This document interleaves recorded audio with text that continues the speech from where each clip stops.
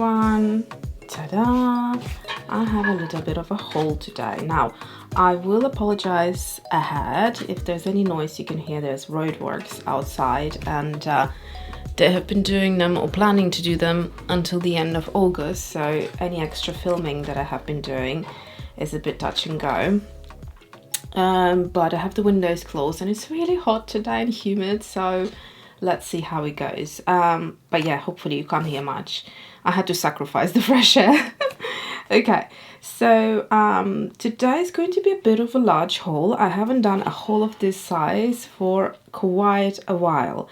And I feel super inspired. I'm taking a course that is every month, like a 12-month course, so there is new content every month. And then besides that, I've also taken another separate course by another artist, and I feel super inspired. And a lot of these things came from me kind of looking back at my work and revisiting certain art supplies that I have really enjoyed. And I think maybe one or two items are from the courses, so I'll share that with you. So I think because of the volume of things, it probably will be just an unboxing today. But I will do, of course, all the swatches and everything another time. So I have ordered a couple of these sketchbooks. It's by Talens Art Creation, it says here. And these are 80 sheets, 12 by 12 centimeters. And I remember them to be, I think, mixed media. Doesn't say anything on here, but let me try and open it up. So these are quite affordable, and you have, I mean, 80 pages is a lot. And you can see this format is very easy to pop into your bag if you're planning to go somewhere and do a bit of botanical sketching or whatever sketching in the plein air. Then these are very good for that. So I actually got also this format, one for myself and one for Mason, so that when we go on little walks, we can just get a pen or a pencil and just do a quick illustration of something. So these are hardcover and they seem really nicely made. I think they might have been also on offer when I was buying them, so I'll try to link everything down below. There is, I think, also another format. So where is the paper thickness on here? Okay, so it doesn't say, oh, here, of course it does, oh my goodness. It's the heat, I'll blame the heat. So it's 140 GSM and it's acid free. So 140 is decent enough. It's not too thin. You can use watercolor, a little bit of it. It's fine. I would imagine pencils would be great on this paper because it's very smooth. The only thing, it's a little bit on the yellow side, and there isn't a paper color choice that you can make, but I think this will allow me to just do something. Quite often I'm looking for a sketchbook or a piece of paper that is not dedicated to any certain thing. So for example, if I have a themed sketchbook, then I wouldn't, you know, want to do a little quick something random that I want to try. And I always find that it's a bit of a struggle if I want to do something a bit different. So these are just, you know, not precious type of sketchbooks, and you can do whatever and be quite spontaneous in them, or at least that's what I got them for. So these are the sketchbooks. Then we have two boxes. I'm actually surprised how they managed to put everything into these two boxes, because it felt to me that I was ordering quite a lot. And for the first time, the invoice came on 2 pages, so that's how long it was. Okay, so there are going to be quite a few watercolors here. So I have looked at my Roman Szmal and wanted to add a few more colors that I felt were missing in my collection. The only problem with Roman Szmal is I'm not sure how to keep them. I'm already struggling to find a palette, and now that I added some more colors, I'll have to think of creative ways of keeping them. Unfortunately, they do not fit into the White Nights palette, which is what I wanted to get to store them in. That would have been so brilliant because that palette can hold so many watercolors. Okay, there's a couple of colors that are missing. I wanted a nice like a neutral red, so not a cool toned and not too much of a warm tone, but a kind of like a warm toned down red. And I think they had one or two and they were out of stock. So the colors that I got are, let's see, so this one is transparent Pyrrole Orange. Then we have Mummy Transparent Red, so quite a few of them are granulating. Then we have Ginger Red, so I thought that's a nice name. The oranges that I already have from Roman Szmal, they're quite vibrant and very unnatural looking. So I wanted something that I could use from the pan rather than just mixing with. And this one is Caput Mortuum. And then we have Transparent Oxide Brown. Then we have Cypress Burnt Amber. And then we have Pompeii Red. Transparent Brown. Did I just say Transparent Brown before that? No, it was something else, wasn't it? Transparent Oxide Brown. Okay. And then we have two of these beautiful colors, which I really love. Deep Green Gold and Olive Green Light. So I have already two colors, but not the deep. So I have a green gold by them, and I have something olive, but not this one. And this is the typical or traditional Payne's Grey, which I absolutely love. So I wanted to try theirs as well.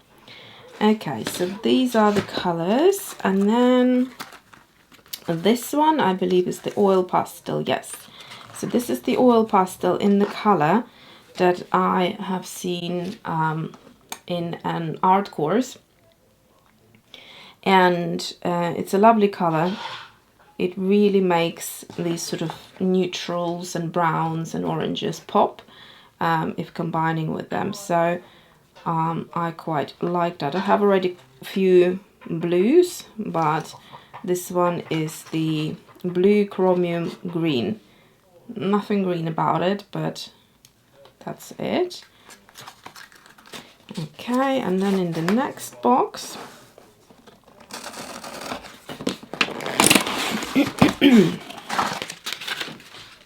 okay, so in the next box we have a few blues, and like you saw in this crayon, it's kind of a themed thing. I really like this certain blue to be added to a color palette. So firstly, let's start with the Stabilo. Now I've heard it, and I've seen it a lot, and I finally decided to get it just to see what it's like, because again, the course that I've taken recently, the artist used this crayon pencil and it looked really interesting. So it seems opaque enough because it's also white.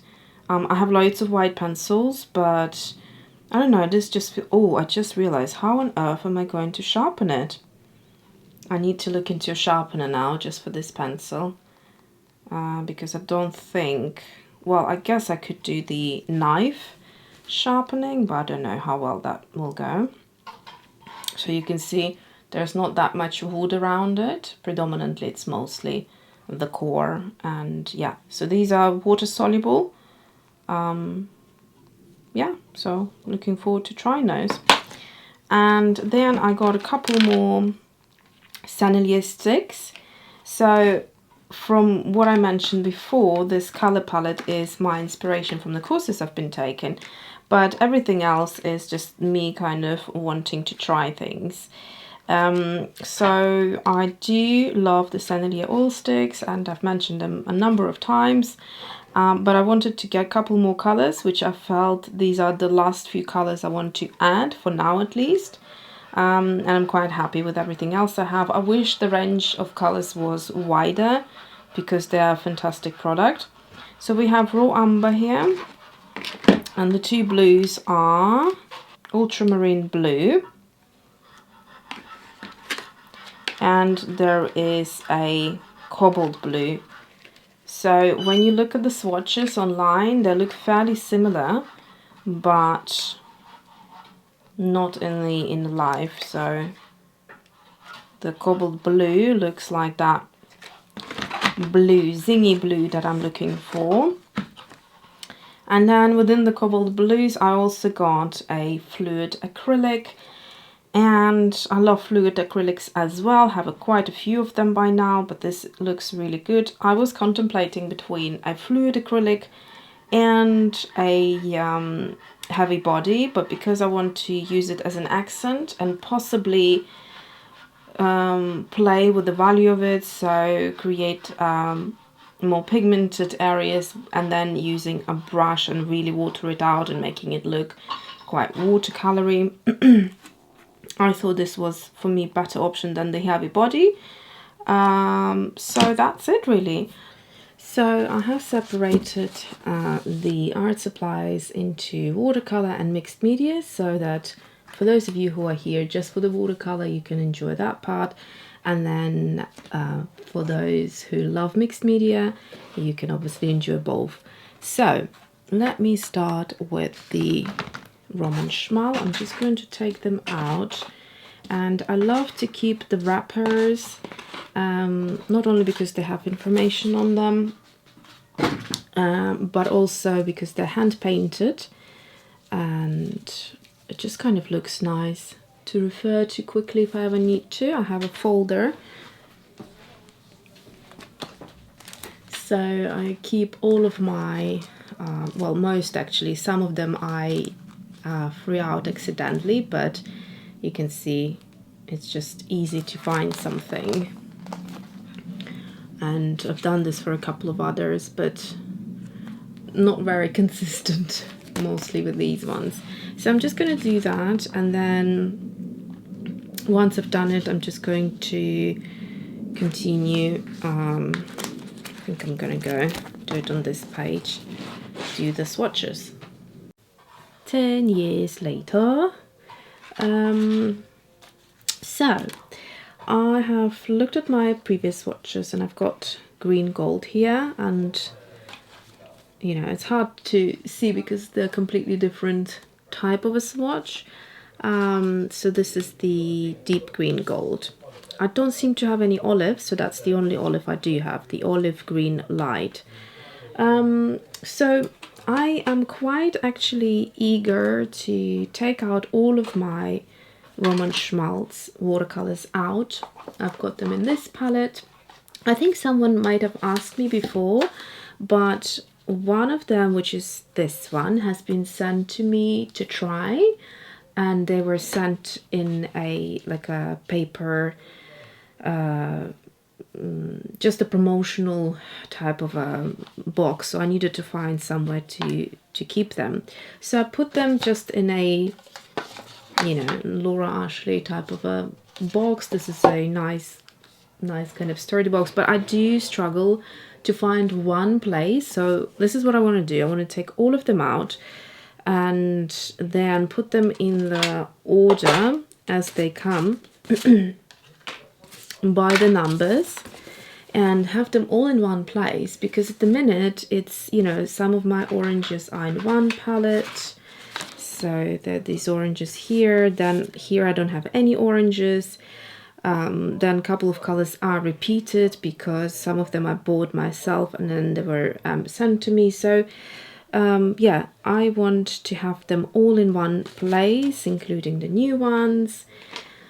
There is an idea that I have. So I have a pencil tin, which I'm thinking of utilizing for this reason. First, I need to actually, before I commit, I need to measure if all of these will fit in. If I still have a bit of space left, that's fine. But if they won't, then there is no point doing it. But if they do, I want to spray paint the tin, because it's got, you know, it's branded obviously, and it's got something completely unrelated. And then just maybe put like a sticker on top to say that these are Szmal's watercolors or something like that, that obviously I would know anyhow because it would be a specific color. And I don't have anything else like that in my studio, but just kind of to make it look a little bit more presentable. That's what I'm thinking, because otherwise I just don't know where to keep them.